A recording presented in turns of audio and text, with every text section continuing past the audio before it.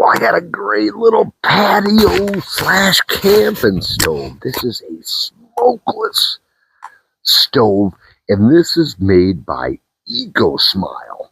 Just a nice, sharp looking smokeless grill. Now, the assembly is real easy.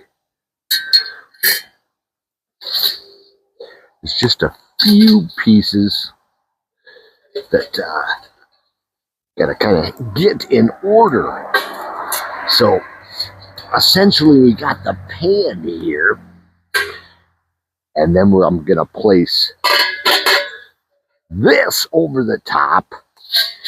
And then a good way to kind of recognize is the Eco Smile. That's gonna be at the bottom there. And then, the ring just goes on the top. But what we'll do is I'll just simply fill the middle, with my regular wood, and then build the fire. And what this will do is it'll just produce a nice smokeless fire. As you can see, it comes with a nice carrying bag, and it even has some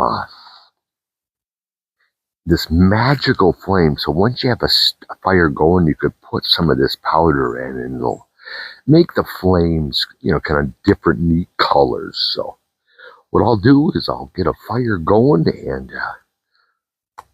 we'll give it a test.